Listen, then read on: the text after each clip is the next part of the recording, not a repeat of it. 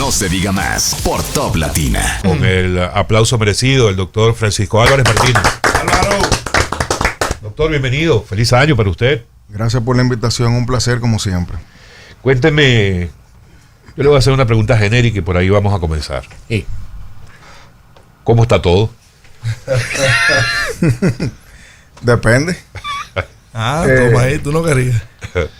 Yo voy a comenzar hablando de algo que ustedes estaban comentando, del Poder Judicial. Y de la mora judicial. Sí, el titular principal del Diario Libre de hoy es la mora judicial, el mayor reto del sistema dominicano. Esto parte del discurso de ayer de Luis Henry Molina. Miren, una de las cosas yo creo que más ha aportado la gestión actual es la democratización de la información en base a la tecnología. Perdón, cuando tú dices actuales... La de Luis Henry Molina. Luis Henry Molina, que ha sido siempre identificado en las posiciones que había ocupado antes como una persona orientada a la tecnología, lo primero que hizo fue,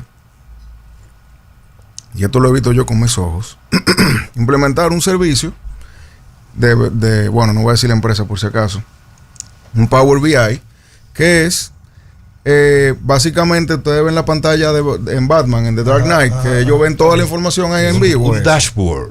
Entonces, cuando tú tienes ahí todos los jueces, fulano, con cuántos casos entraron, con cuántos casos se fallaron, con cuántas gestiones se hicieron y cuántas salieron o cuántas faltan, tú tienes la información.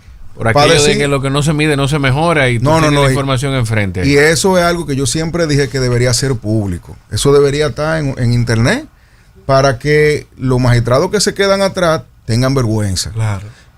O tengan que dar explicaciones, porque yo le voy a decir una cosa. No, por lo mismo que le entran 100 casos que le entran 500. Claro. No. Y no le mismo el tipo de casos también. No, y el proceso en la República Dominicana está basado en codificaciones de hace 100 años, donde no había esa predictibilidad que hoy nosotros podemos tener en algunos casos. Por ejemplo, cuando a mi oficina llega un caso, hay casos que son complejos, que uno no sabe por dónde se va a ir, pero uno más o menos tiene diferentes escenarios. Pero hay otro caso que tú le puedes decir al cliente, eso es lo que va a pasar, ya sea por la jurisprudencia, ya sea por los hechos. Y eso hace que la justicia debe ir avanzando a que esos casos que son, entre comillas, de fácil resolución, no te cojan 2 o 3 audiencias y duren un año, año y medio en un tribunal, que al final le genera un trabajo importante. Ahora, las reformas que se están haciendo, no desde el Poder Judicial, sino desde el Congreso, deben ir orientadas a eso, a simplificar el proceso y a que los jueces tengan una mayor capacidad o incluso una responsabilidad de resolver casos. Y yo le voy a poner un ejemplo muy sencillo. Hay una ley que la introdujo Faride cuando era senadora, que ahora no me acuerdo el nombre, pero era para regular el tema de los embargos. Aquí cualquiera con un papel de baño te embarga y tú tienes que durar 3 meses en un tribunal para levantar un embargo ilegal con la cuenta frisada. Hay una mafia con eso. No, hay. Si hay una responsabilidad en la ley de que el juez deba fallar eso en la primera audiencia por un tema de que nadie sobrevive con su cuenta frisada 3 meses, pues ya ahí tú resolviste un problema de mora, porque ya el juez, entre comillas, va a tener que dedicarle tiempo a cada caso. Pero si a eso nosotros le sumamos que son todos los martes y todos los jueves 60 y 70 casos, ahí se complica. Entonces hay que habilitar quizás más tribunales, quizás hay que habilitar más jueces, quizás... yo escuché un proyecto una vez de tener jueces, entre comillas, liquidadores, que son, vamos a decir, como un back office del tribunal de jueces fallando, que eso se ha hecho en la jurisdicción contenciosa administrativa, que había un cúmulo tan grande de expedientes que se buscaron, ahora no me acuerdo cuántos jueces fueron, pero se buscó, vamos a decir, que varios magistrados para que estuvieran liquidando sentencias.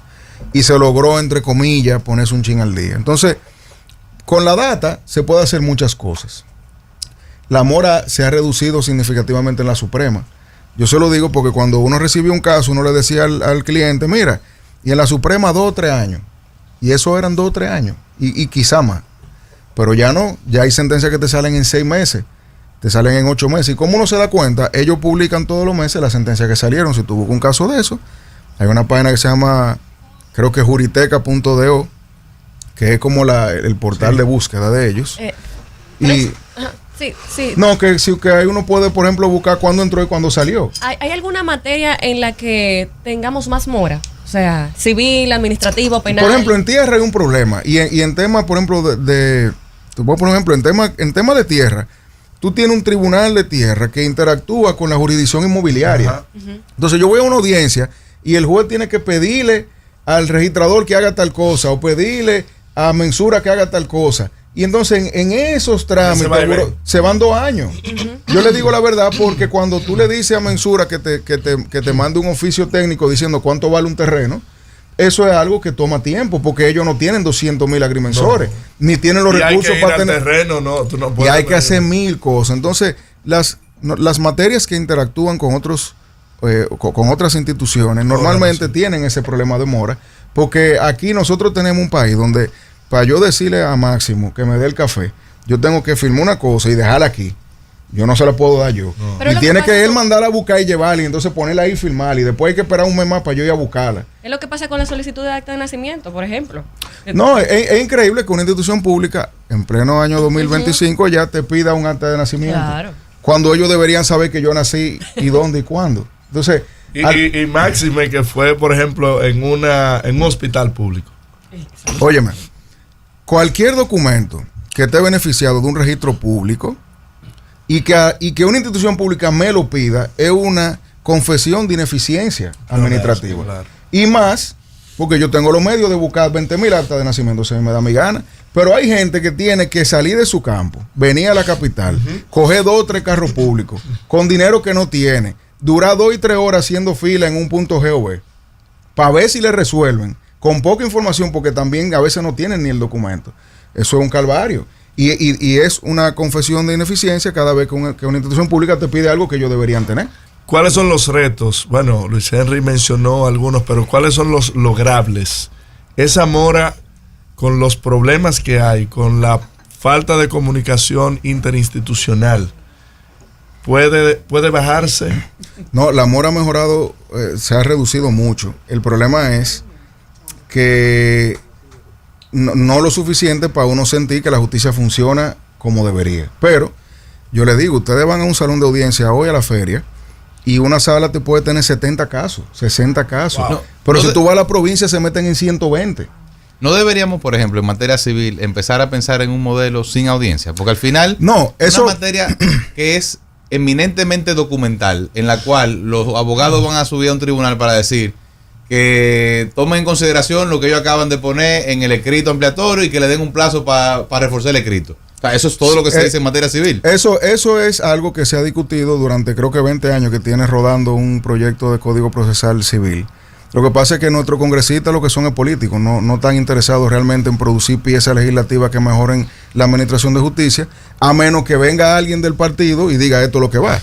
Entonces, el ejemplo de eso que tú estás diciendo, aquí cuando yo estaba en la universidad, había un proyecto que ese iba a ser el código, que por eso uno lo estaba estudiando, yo lo estoy hablando de 2008 quizás, donde el proceso era totalmente por escrito, como en teoría es, y las audiencias solamente para medida de intrusión, por ejemplo, un informativo testimonial. Eso quería decir que pudiera pasar un proceso completo sin yo ir al tribunal, y eso evidentemente desahoga considerablemente la jurisdicción, pero no hay voluntad política, porque eso, así como y esto ya es un comentario particular, así como las inversiones de la educación normalmente fueron a infraestructura, por cosas que todos sabemos, y no a la educación de los maestros, asimismo un proyecto de ley de esa naturaleza deja poco rédito político. Claro. Entonces, sí, nosotros tenemos unos magistrados que yo honestamente tienen 2 abogados ayudantes, la mayoría, que es nada. Para emburujarse con 70 y 40 y 50 casos diarios, diferentes, con gente pidiendo y depositando. No hay forma. Pero no hay forma. Una pregunta, Franchi. En ese interés político, esa voluntad política, ¿no juega algún rol el Colegio Dominicano de Abogados para promoverla, para empujarla? Yo, y no lo digo por esta gestión nada más. El Colegio de Abogados fue en algún momento, que yo no lo conozco, pues fue antes de yo tener conciencia, fue impregnado por la política dominicana, por la politiquería dominicana. Y desde que eso se volvió una plaza más, Así como en su momento. ADP, como lo es ya CODIA, como mira, muchísimos colegios. Cuando tú, como abogado, interactúas con colegas extranjeros y tú oyes cómo ellos hablan de ese tipo de instituciones académicas, porque son al final académicas y políticas, pero son más académicas que otra cosa, tú te sientes mal. Porque es que el colegio de abogados, por ejemplo, en otros países, es algo honorífico, es algo que el que está ahí llega a su casa y se siente como que rescató un gato de un árbol o rescató una persona que estaba corriendo de un ladrón. O sea, se siente orgulloso de lo que él está haciendo. Pero aquí los abogados, nosotros ni contamos con el colegio de abogados, nos acordamos de él cuando hay que renovar el carnet y cuando comienzan a pedirlo en los tribunales. Y eso es algo que da vergüenza. ¿Por qué? Porque hay muchos abogados que de tener una institución como el colegio de abogados que los defendiera o además de eso, que ofreciera capacitaciones continuas, porque lo hace, pero digamos que no llegan a todos los lugares, para ponerlo de una forma políticamente correcta, tuviéramos también a toda una mejor plantilla de abogados. Entonces, sí, el colegio de abogados tendría un rol importante si tuviésemos un colegio de abogados, que incluso ahora mismo yo creo que hay dos. Dependiendo de quién tú le preguntas, hay dos presidentes. Para no tiene dos. Mira, el tema de la decisión del Tribunal Constitucional referida a las candidaturas independientes. Eso ha generado un gran revuelo. Evidentemente, entre los representantes de las organizaciones partidarias, los partidos políticos, que son los que probablemente terminen siendo, no sé si llamarle los más afectados, en el sentido de que podrá cualquier persona, aunque no cuenten con el apoyo de ninguna de esas organizaciones, incluso disputarle cualquier posición electiva, incluso con posibilidades de ganar. Cosa que no es posible hasta ahora, o no era posible hasta ahora. ¿Cómo lo ve usted? Ha habido una gran discusión sobre el tema. No entiendo por qué se discute si es una decisión del Tribunal Constitucional. Ayúdenos a ustedes a entender eso. Bueno, lo primero es que el ejercicio de la política en la República Dominicana se ha deprimido tanto que esto hoy es una consecuencia de eso. Me explico. Nosotros le perdimos el respeto tanto al cargo público, al servicio público electivo, que las candidaturas hasta se comercializaban internamente en los partidos. O sea, tú tenías 50 millones, yo no lo tenía, aunque yo fuera quizá el mejor candidato, vámonos con fulano porque nos sale más barato al partido. Cuando tú llegas a un punto de cualquierizar eso y de hacerlo desde un punto de vista económico, sucede lo que pasa, que tenemos lamentablemente muchas personas que entraron a ocupar cargos públicos porque tenían el dinero. Y ahí viene la discusión del mismo Congreso. O sea, no todo el que está en el Congreso, técnicamente, quizás debería estar en el Congreso. Gracias. Ahora bien, en teoría, y esa fue una acción que fue muy cacareada cuando estaba entrando al TC, porque fue de alguien que quería ser candidato independiente. Sí. De Alberto Fiallo. La discusión venía de que en la ley se entendía que había fórmulas distintas a la de a través del partido para tú ser candidato. Pero la ley honestamente fue, vamos a decir que dijo sí pero no, porque lo mencionaba la posibilidad, pero la complicaba tanto que al final era incluso hasta peor. Y él decía, pero espérate, si ningún partido se acomoda a lo que yo creo y yo tengo detrás gente que en teoría quisiera que yo fuera el que estuviera ocupando esa posición, porque yo no puedo ir. Y ahí se entró una discusión política, filosófica y jurídica que dio al traste con una sentencia del TC que yo creo es una pela a calzón quitado al sistema de partido en la República Dominicana. Pero, ¿qué consecuencias pudiera? No, yo te voy a explicar ahora mismo. Nosotros no, lo primero que hay que decir es que nosotros no estamos listos para candidatura independiente desde el punto de vista administrativo, me explico.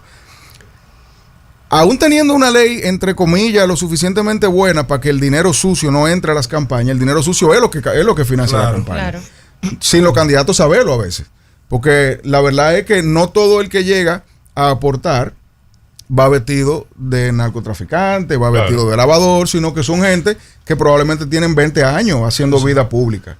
Y al final del día, los partidos políticos no son la UAF, no tienen la capacidad técnica ni siquiera de saber de dónde vino ese dinero. Coño, me lo transfirieron de una cuenta, me dieron un cheque, ya más de ahí yo no puedo hacer. Pero son X partidos políticos. Los partidos políticos son, en teoría, 3 o 4 y 200,000 partidos que se asocian. Sí, sí. Entonces, si nosotros abrimos la ventana a las candidaturas independientes, tenemos un problema práctico de que ahora mismo cada uno de nosotros pudiera ser un candidato. ¿Cómo vamos a caber en la boleta? No, y no solamente eso, sino que ¿quién va a poder fiscalizar que Karina, que mañana diga que quiere ser diputada, va a recibir unos dinero de personas? Privado. No, y además de eso, ¿cómo la Junta, que no ha podido fiscalizar los partidos, porque hay que ser honesto, cuando uno lee los reportes de gastos de campaña de los candidatos, uno se da cuenta de que no es verdad. No es verdad. Eso es una burla. Y no los errores que se dieron, porque hubo un par de errores de que una coma aquí, una coma allí. No. Tú ves candidatos que se nota que gastaron 100 pesos y dicen que gastaron 2. Imagínate tú abrir eso a 200 candidatos. Pero además de eso, la discusión de si los fondos públicos deben aportarle a esa gente también. Que son entes privados porque no están dentro de... No, y que pueden surgir un mes antes. O sea, ahora tenemos un problema importante que yo no sé si la Junta tiene la capacidad técnica de resolverlo. ¿Y por qué? La Junta se volvió loca con las elecciones, al punto de que no tenemos cédula hoy. Y nadie habla de la cédula. Sí. Yo honestamente, tengo... No, y yo le voy a decir una cosa. Es una vergüenza que en un país, no vamos a decir ni de aquí, en ningún país, una cédula que te dice 7, 8 años antes de vencerse que se va a vencer, es imposible que tú andes con ciudadanos. Y más con un problema migratorio como el que tenemos nosotros. Pero más, cada vez que tú viajas, todo el que viaja y tuvo la mala suerte de que lo metan al cuartico y tiene una cédula, tiene que estar enseñando una resolución de la Junta y explicándole a un oficial de migración que no, que sí. Una cosa no, de lo que tú dices, no, y esto puede ser hasta utópico, pero no deberíamos entonces trabajar también en que no cueste tanto dinero hacer política, en que no sea en que no sea tan costoso y tan elevado que una persona decida presentarse una candidatura. Eso es a lo que nosotros deberíamos apostar, que es en teoría una política de principios y de valores. Ahora, cuando tú tienes que ir a 25 ciudades, a 25 barrios, a llevar comida, juguetes, a suplir la deficiencia humana que tienen esas personas, versus el que está bonito hablando en la televisión o en Twitter, porque a veces haciendo política como pueda, ese es el problema, que y por eso cada 4 años nosotros vemos que las canchas están pintadas, que las calles están arregladas y que la gente está contenta porque lo están boroneando. Pero en un mundo ideal, esa fuera la política a la que apostaríamos. Ahora, lo que yo no sé es cómo la Junta o el país, porque esto no es nada más de la Junta, incluso ahora el Congreso tiene que ponerse a trabajar, va a crear el esquema para que para el 2028 esto sea algo posible. Porque desde el punto de vista incluso de la fiscalización, es algo que yo honestamente no me imagino cómo lo van a hacer. Francisco, ¿cuáles alternativas le quedan a los partidos políticos ante esta decisión del Tribunal Constitucional? Sabemos que va a haber diálogo con la Junta, pero ¿cuál es la alternativa real para ellos? Yo creo que ahora lo que se va a discutir es cómo tú eres un candidato independiente. Y como eso hay que regularlo, la solución que yo creo que va a suceder es que los partidos se van a poner de acuerdo con la Junta para que a través del Congreso se modifique la ley en X o Y sentido. La ley, pero la Constitución también establece requisitos. ¿Hablamos de modificar la Constitución otra vez? No, porque nosotros podemos, por la vía reglamentaria, incluso a través de la misma Junta, pero yo creo que lo ideal, cuando es un tema como este, que sea a través del Congreso, es que sí se pueden, pero con A, B, C, D, F, G. Claro. El abecedario entero de requisitos. ¿Por qué? Porque es que yo, por ejemplo, te voy a poner un ejemplo ridículo. Yo diría que el candidato independiente debe ser considerado un sujeto obligado y por eso ya la responsabilidad debe caer sobre él. Porque yo Junta no tengo la capacidad de fiscalizarlo.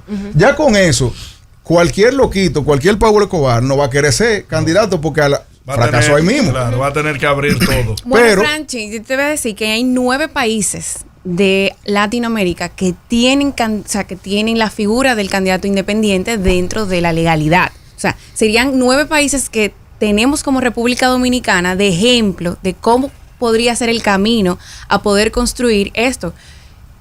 ¿Tú entiendes que eso sería viable para la República Dominicana? No, yo honestamente, yo veo bien, por ejemplo, lo que tiene que ver, la candidatura sectorizada, la que tienen una demarcación territorial con personas que normalmente el que crece ahí y hace vida ahí quiere o puede tener. Yo entiendo que sí, que pudiera ser que un líder comunitario quiera ser regidor, sí, y que ese líder comunitario no tenga una afiliación partidaria y que a ese se le permita, cumpliendo con ciertos requisitos, llegar a ocupar ese puesto.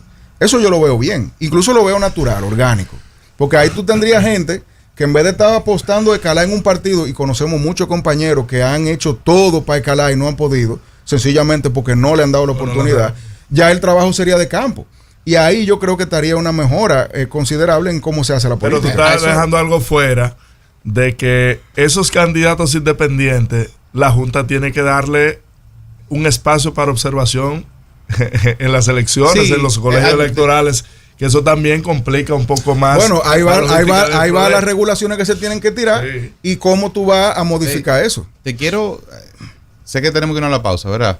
Pero te quiero dejar con una pregunta, y es precisamente, es más política que jurídica. ¿No entiendes tú que esta decisión, independientemente de sus retos de aplicación en términos administrativos y demás, representa el parteaguas para que los partidos políticos tradicionales empiecen a abrir los espacios? Es decir, ¿no va a ser esto, digamos, el elemento que va a obligar a los partidos a modificar la forma en que eligen sus candidatos, a quienes le dan las oportunidades? Porque tú acabas de tocar un punto neurálgico, y yo que he hecho vida partidaria toda mi vida, sé lo que significa usted tratar de crecer en un partido cuando hay una cúpula instalada que no le da paso a nadie. Mira, yo no soy optimista en eso. Yo no pertenezco a ningún partido y normalmente me pego con todos. Y yo veo que los 3 principales partidos, todos, han sido han fallado en reflexión e introspección, y por eso cada uno de ellos ha generado crisis internas, a veces desde afuera absurdas, incluso con delegar y permitir que otras personas suman cargo de poder. Entonces yo por eso creo que el TC lo que hizo fue darle con un bate al sistema de partido, sí, como lo está haciendo con el Congreso. Porque el TC, así calladito en diciembre, se llevó de encuentro a la ley del DNI, se llevó de encuentro a la ley 1015, y esos son dos bochornos horribles para el Congreso. Y a la Suprema también, porque se llevó de encuentro la resolución del Consejo Superior. Entonces, sobre el tema del método. Nosotros estamos viendo un TC muchísimo más proactivo y que está persiguiendo la legalidad, aunque eso sea traumático para la República Dominicana, lo que hace que quienes tengan la responsabilidad de que la legalidad se resguarde son quienes realmente la tenían. Por ejemplo, es imposible que de un Congreso salga algo que no salió como debía salir. Señores, no hay que ser diputado, pero ellos tienen gente abajo que es un checklist, 1, 2, 3, bien. Es un tribunal constitucional transformador. Bueno, yo nunca me había puesto a leer sentencia del TC por gusto, la leo por necesidad, y yo ahora estoy que la leo cada vez que salen, porque la verdad que esta conformación, por lo menos desde mi punto de vista, está ejerciendo una labor del TC que a mí me gusta. Antes para mí el TC fue creado para tener plaza política y control político, y lo sigo pensando originalmente. Bueno, pero era su primera etapa, era normal. Claro, pero ahora, honestamente, yo estoy viendo un TC que está atacando temas reales. No voy a poner ejemplos, pero me parece que es un tribunal constitucional útil y práctico. Valiosísimo. No, vamos a seguir bueno, para no interrumpir la conversación. Doctor, a mí me sigue, y excúseme que yo voy a volver al tema original por el que empezamos, el tema de la mora judicial. Y quiero extrapolarlo a los casos de corrupción. No sé si marcarlo solamente en los de corrupción o en general a los casos que se declaran complejos. Sí. Porque me imagino que tienen mucho que ver con el tema. Sí. Todavía hoy día, usted lo sabe mucho mejor que yo, el 80% de los casos de corrupción más sonados que empezaron en el 2020, todavía hoy... 4 años y nada. Nada. Si tenemos aquí a un Máximo Romero, normalmente se lo atribuye a un mal trabajo, a un mal desempeño del Ministerio Público, por ejemplo. Desastre del Ministerio Público. Suele decirlo, por eso lo comento. Sí. Pero hay quien pudiera decir que es un tema también simplemente estrategia de los abogados de cada barra de los implicados, siendo tantos implicados en cada caso. Entonces, dígame con respecto a eso, este tema, este pronunciamiento de ayer de Luis Henry Molina, lo que se ha estado viendo en función de mejorar el tema de la mora judicial, ¿podría impactar positivamente incluso en esos casos como los de corrupción? Yo creo que nuestro sistema procesal penal, porque esto es procesal penal, no estaba concebido para este tipo de casos absurdamente grandes no vamos a decir en montos, porque eso en cantidad de personas involucradas, en roles distintos dentro de la institución y evidentemente las pruebas involucradas. Entonces, número 1, un proceso que tenga 50 imputados debe ser menos del 1% de los casos. Y tú tienes un juez que antes de comenzar la audiencia tiene que ver que cada uno de esos imputados esté ahí. Y debidamente notificado. Representado. No, imaginemos que están 45 de 50. Faltan 5. Esos 5 fueron citados. Este sí. Por el jueves que uno de los actos no está firmado por el alguacil o lo notificó en el domicilio que no era y ya automáticamente esa persona no está citada y lamentablemente hay que fijar otro por uno de 50 ya. Entonces, y eso el Ministerio Público no lo sabe. No, pero espérate. Vamos a suponer que hay uno que le dio gripe, le dio COVID, le dio cualquier cosa, está malo, le pasa a cualquier ser humano y mandó una excusa médica. Ya eso es otra causa de aplazamiento. Pero vámonos a conocer el caso. Estamos toditos ahí. Tú tienes 50 barras de abogados haciendo su trabajo. ¿Cuál es el trabajo del abogado de la defensa? Acabar con la acusación. Claro. Y hay elementos técnicos que se le puede llamar de manera quizá peyorativa tecnicismos que tú lo presentas como abogado.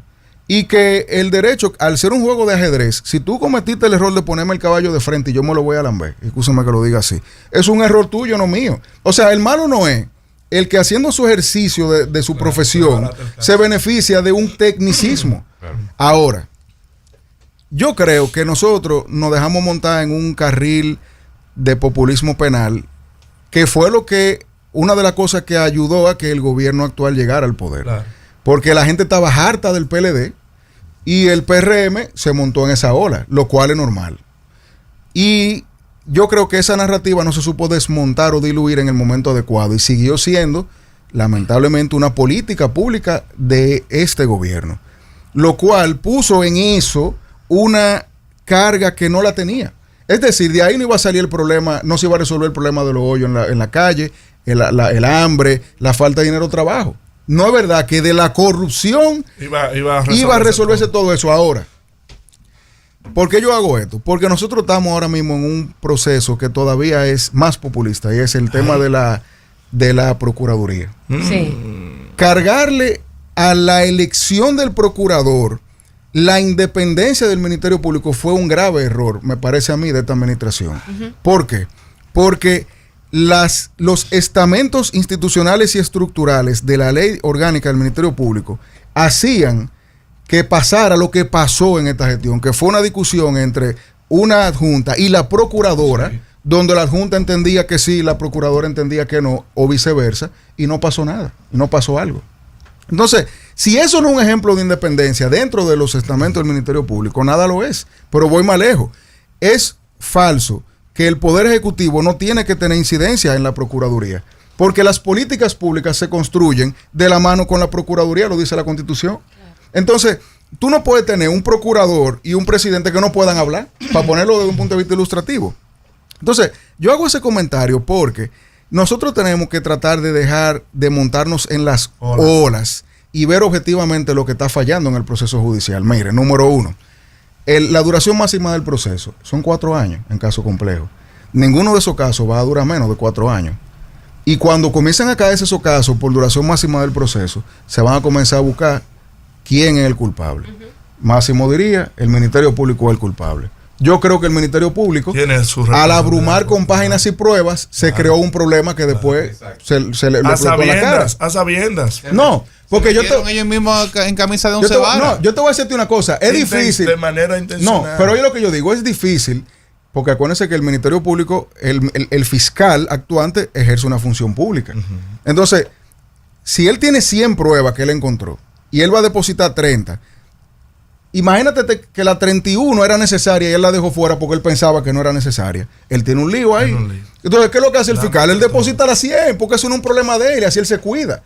Pero tenemos un problema práctico ahora. ¿Cuál es el problema práctico? Las acusaciones tienen 10.000 páginas y el código dice que hay que discutir y modificar. El código dice, en juicio de fondo se lee la acusación.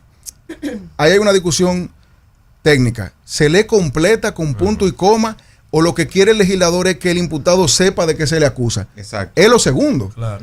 Pero el código no lo dice de una forma tal que el juez, al decidirlo, no pueda ser considerado, no pueda ser considerado luego en un TC que le violó su derecho.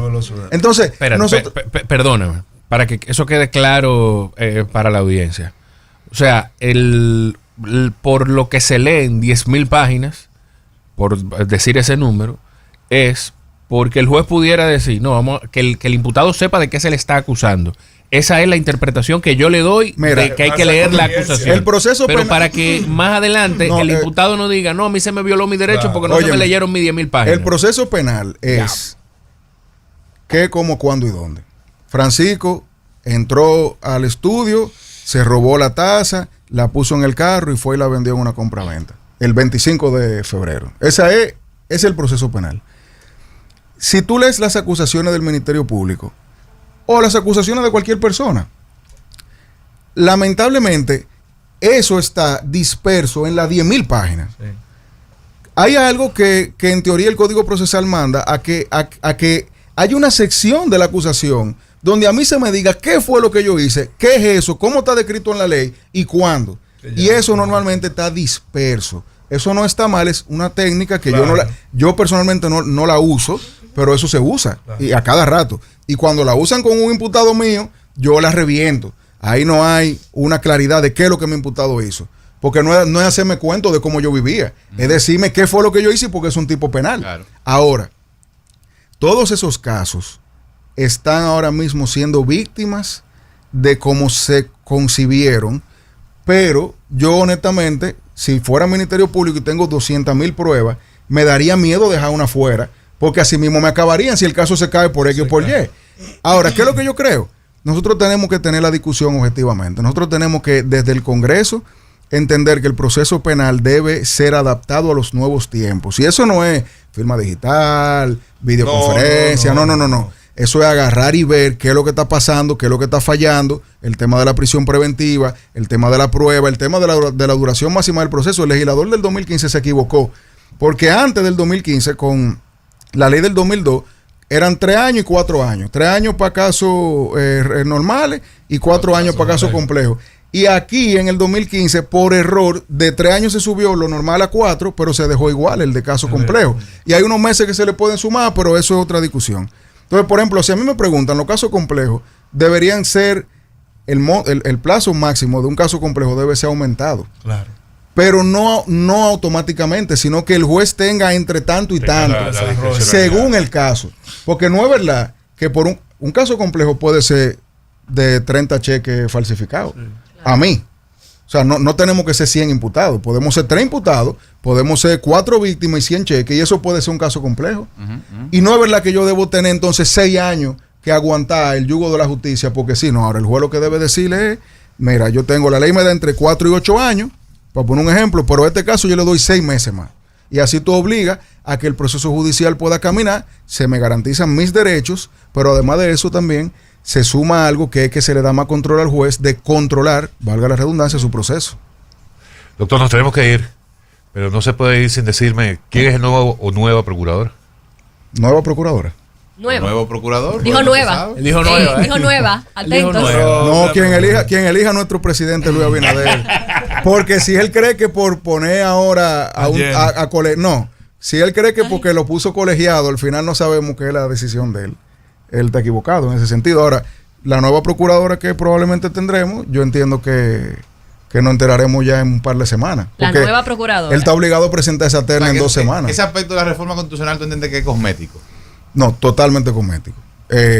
Yo creo, de nuevo lo digo, el presidente sí debe tener a un subordinado en la Procuraduría. Y no me gusta eso de estar evaluándolo cada 2 años, porque de nuevo eso es también otra causal para que el que esté ahí se porte bien con el gobierno de turno. Claro. Entonces al final es contraproducente. Doctor Francisco Álvarez Martínez, gracias. Un aplauso para usted como siempre. No se diga más por Top Latina.